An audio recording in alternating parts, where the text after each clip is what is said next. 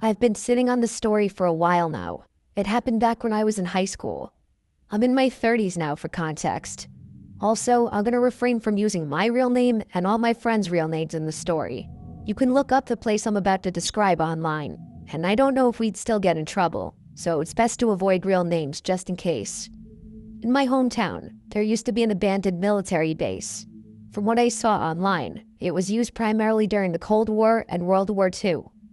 At one point, over 200 military families were housed there. It looked like a small community.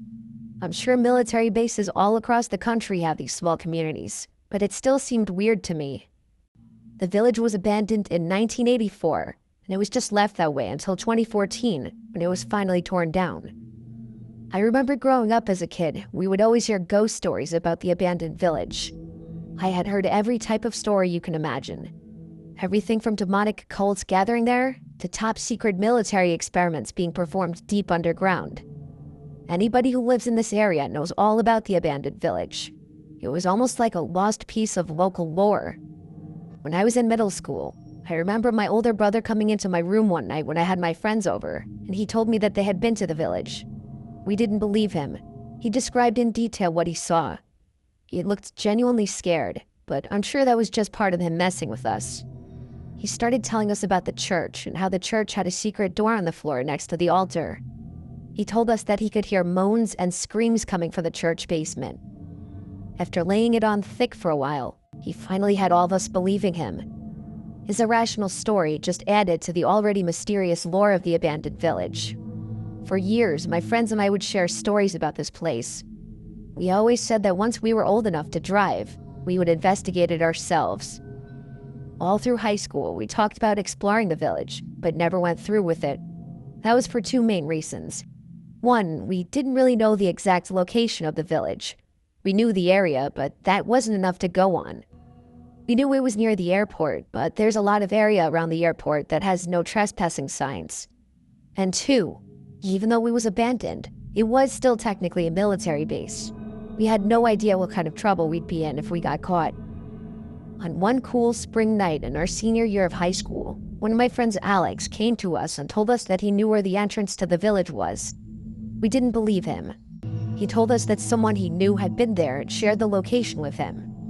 I was so confident that he was making it up that I told him we should go and investigate. I assumed that we would never find the entrance. So that night, around 11 p.m., we made the 15-minute drive to the approximate area. Alex didn't seem confident of the location. He kept telling me to pull over. Every 2 feet, he'd say, "I think this is it," but it would just turn out to be nothing. Finally, we found an overgrown road. Alex claimed that this must be the path. There was a beat-up, old no trespassing sign covered by a bunch of trees. Since we had my car, I started to get nervous about going any further. Alex and my friend Nick were 100% down to keep driving forward. Getting in trouble wasn't even on their minds. They kept going back to the same argument. We've been talking about it basically our whole lives, so let's finally do it. They eventually talked me into it. I started to slowly drive down the dirt road. I turned the lights off on my car and basically just let the car roll down the dirt path. We eventually came to one of those roadblock gates that go up and down. Obviously, there was nobody at the security checkpoint, so I had to get out of the car and manually lift the gate. This is where it started to get weird. The next minute or so of driving, we could see a bunch of furniture littered on the side of the road. Beds, dressers, tables, basically anything you could think of. Then we got to another roadblock gate. This time I had Alex get out and lift the gate. After that final checkpoint, we were in the village. It was a surreal feeling. After all the years of hearing about this place, we were finally there. It looked like being in the Upside Down from Stranger Things. It was like a small neighborhood, but it just looked wrong. You could see that it was decaying. I pulled the car in front of the church. We all got out and quietly started to explore the area. The first thing I noticed was that there were no cameras anywhere that I could see. That made me feel a little better that maybe we wouldn't get caught. We went to the church first, and it was creepy. There was graffiti everywhere. I looked for the door my brother mentioned when I was a kid, and it was no surprise that there was no trapdoor. After exploring the church, we went and looked at some of the houses. It was so creepy. It was legitimate housing, and it just looked completely abandoned. Some of the housing units looked like they'd been hit by a hurricane, while others were still intact.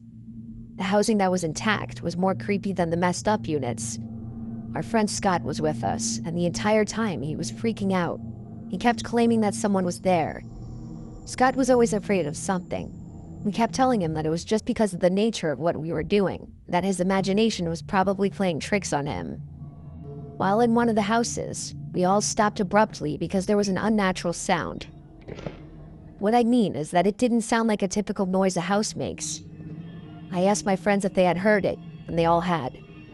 It sounded like wood creaking, like the sound it would make if someone were walking on the wood. Instead of continuing to listen, Alex shouted asking if anyone was there, and the noise stopped.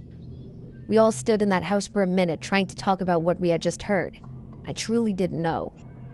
Alex and Nick were sure that it was just an old abandoned house making noises, not Scott. He was sure that we weren't alone. Either way, I told the group I wanted to leave. I had such an uneasy feeling being there, and I just wanted to go home. I could tell Alex and Nick wanted to stay. Since I drove, I told them that we were leaving.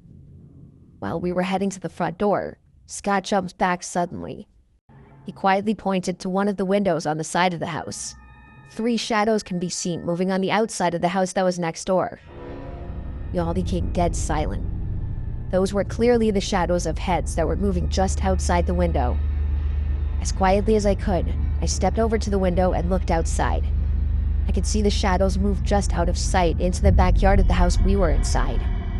I whispered as quietly as I could that we needed to make a run for the car.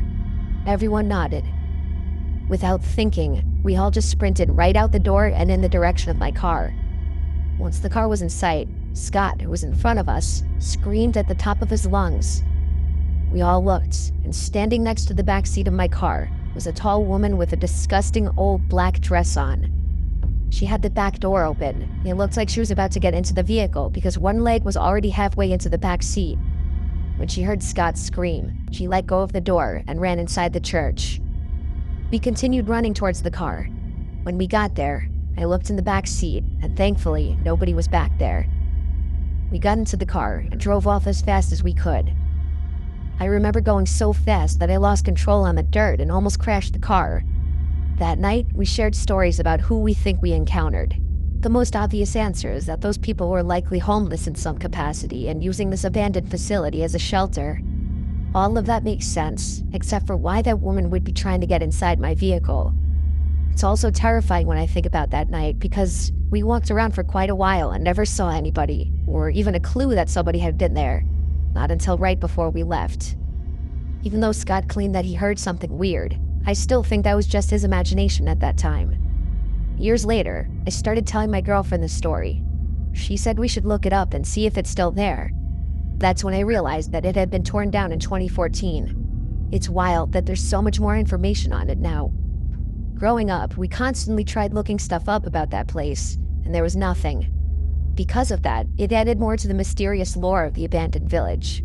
I'm just happy we left when we did, and that Scott screamed when he saw the tall woman. If we had been 10 seconds later running to the car, who knows how this night could have ended.